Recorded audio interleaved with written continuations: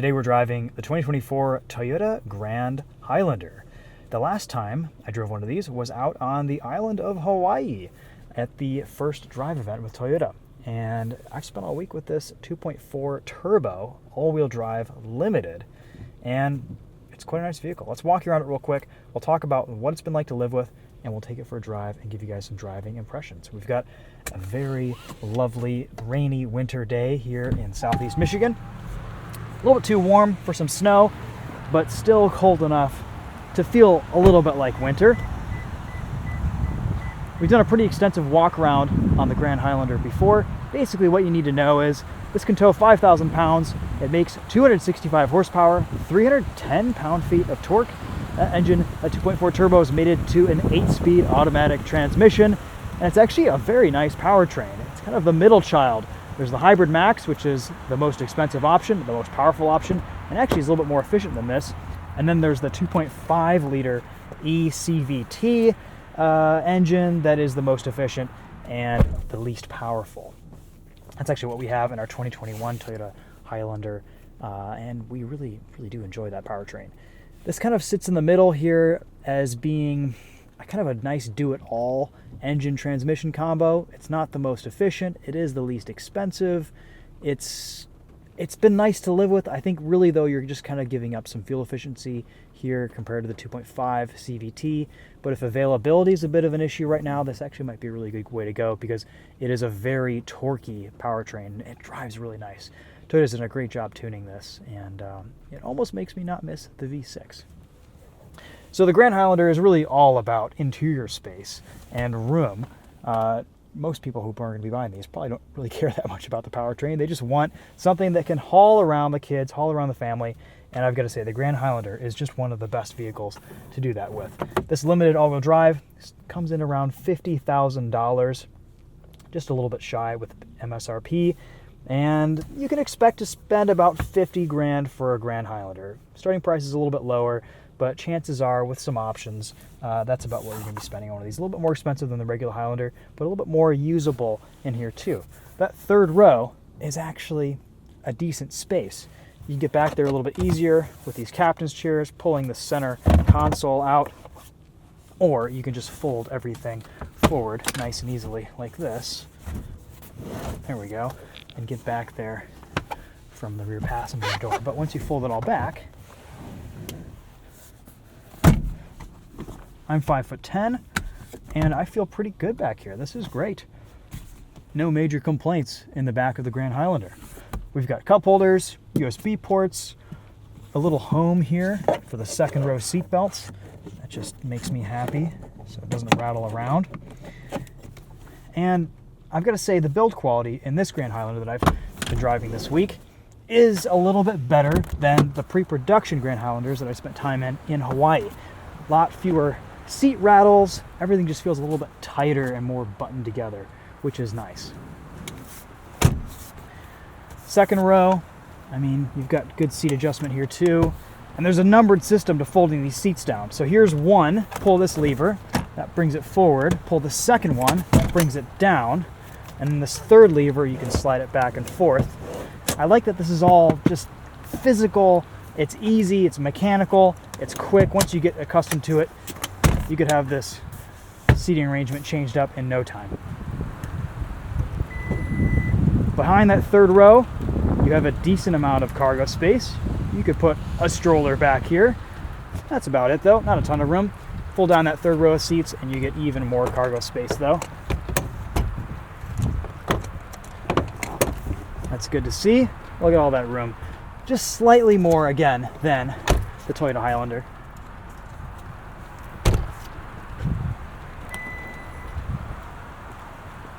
I think it's a pretty attractive looking SUV too.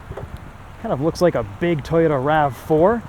We've got slightly larger tires here than the regular Highlander. This is sitting on a set of two 55 R20s. Yokohama Geolander. Nice all-season tire there. Feels pretty good in the rain today. And they fill out the wheel wells a little bit better.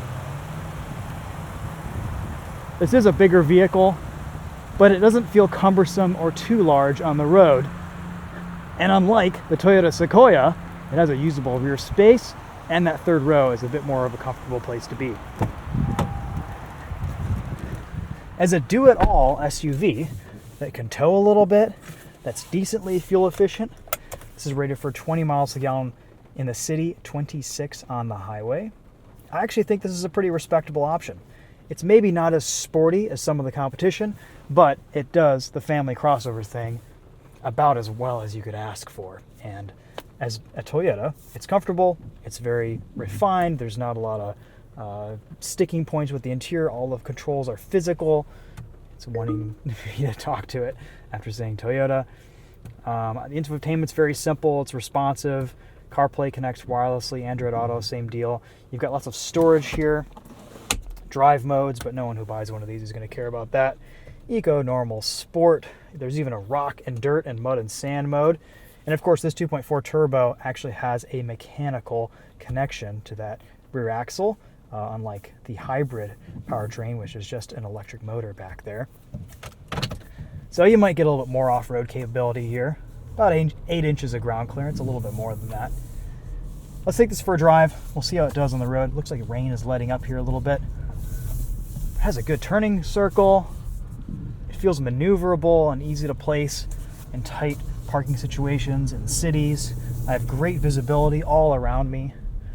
No sunroof though for your $50,000. That's a bit strange on this particular Grand Highlander, but I guess that's okay. Toyota has been a little bit weird with their Grand Highlander and their Lexus TX on spec and sunroof availability.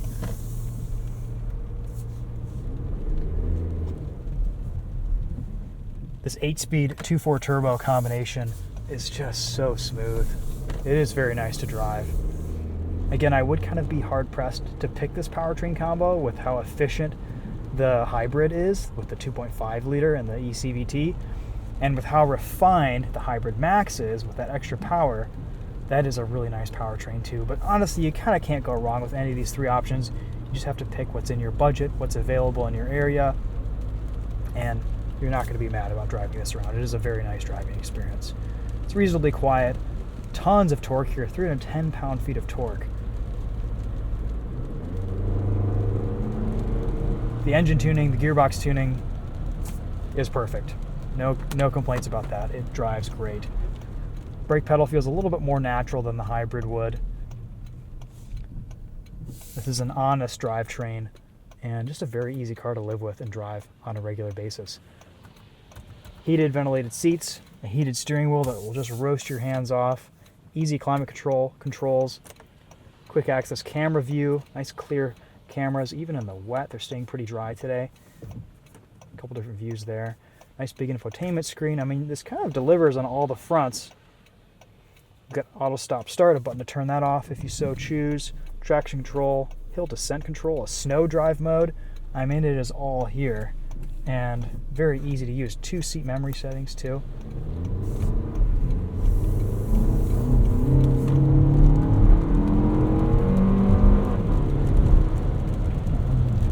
Decently quick too.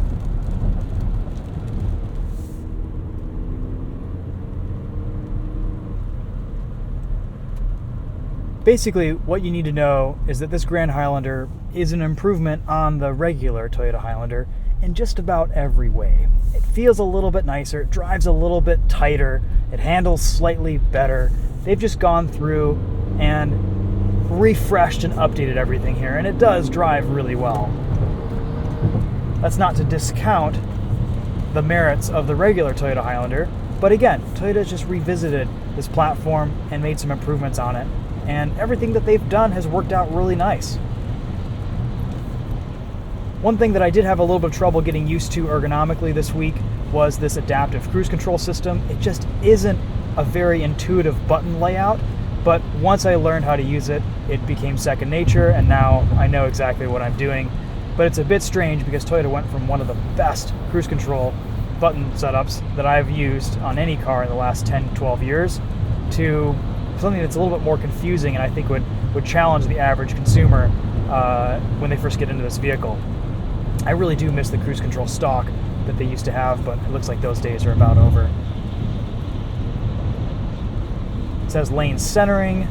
That seems to work okay. It's not the best system. It's nice to use in a pinch if you need to take your eyes off the road for a second or two, but for the most part, it's kind of been bouncing between the lines this week. At least you can easily turn it on and off right there.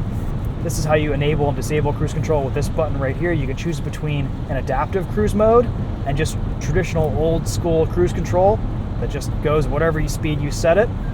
I've been using adaptive cruise control mostly this week. And then you can change your following distance down here very simply and very easily. But again, took some getting used to this button layout. Not my favorite system, but it's okay. It does work just fine once you get to know it. It's very quiet on the highway. I'd say there's a little bit less road noise in here than in our 2021 Toyota Highlander. And there is an advantage to this 2.4 turbo in that it just has a lot of torque. It's not going to be droning away, revving up super high to make passes, getting on the highway, merging. The CVT 2.5 liter combo is a little bit gruff and rough and loud sometimes. Though it's so efficient, it's kind of a worthy trade-off, I think. And you get extra driving range too. One of our favorite things about our 2021 Highlander Hybrid is that it just goes for so long between fuel stops.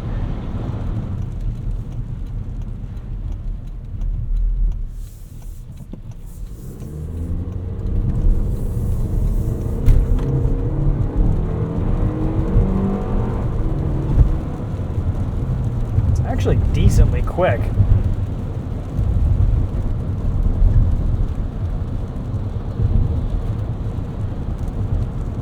You're not wanting for power with this 2.4 turbo. And the Hybrid Max, even though maybe it is a little bit overkill for something like this, does feel a little bit more luxurious and more refined. And that is nice to have, but honestly, if you're just looking for good power, this 2.4 turbo is probably the best way to go if you're a little bit on a budget. Gosh, that's a cool truck.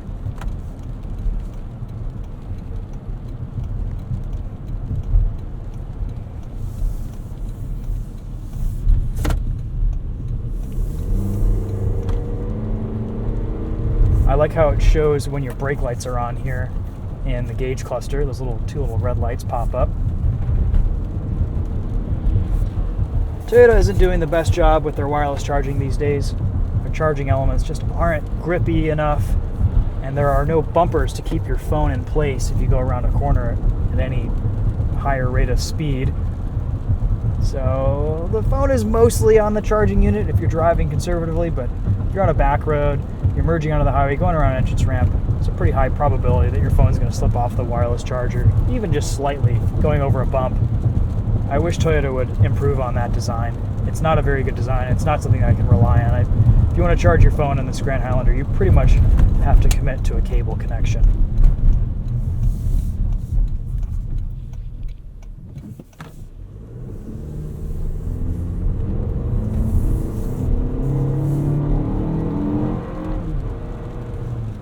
Alright guys, well those are some more thoughts on the 2024 Toyota Grand Highlander.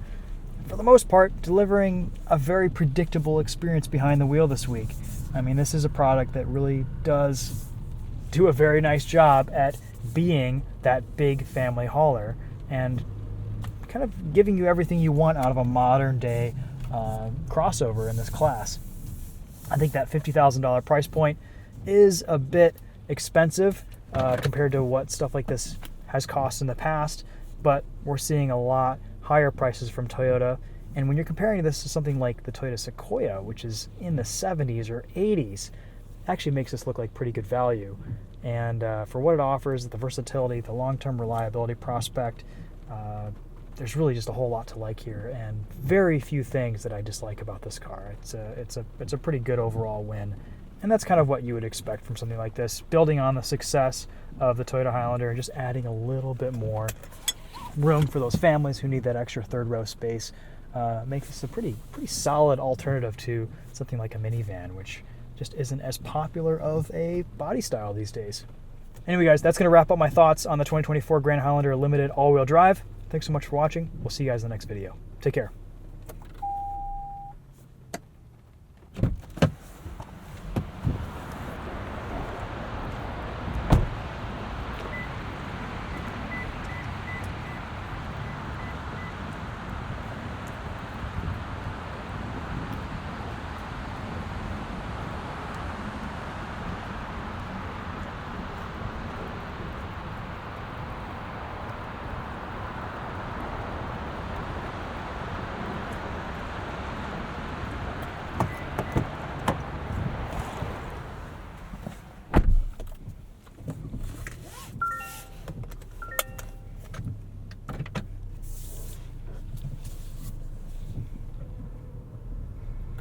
I like how the reverse camera draws the ground underneath you as you back up. That's pretty cool.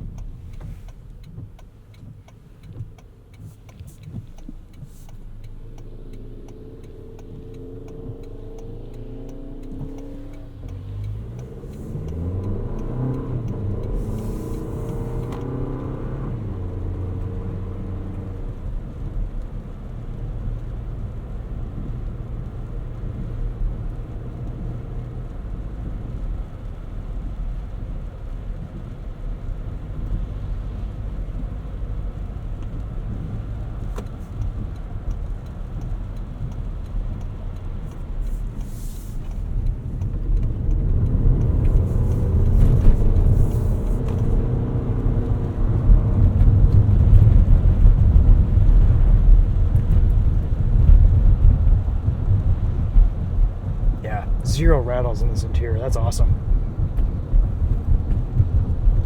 That bumpy section of road back there usually brings out some shakes and rattles, especially with captain's chairs and a lot of just individual seating rows here in this Grand Highlander. That's pretty good.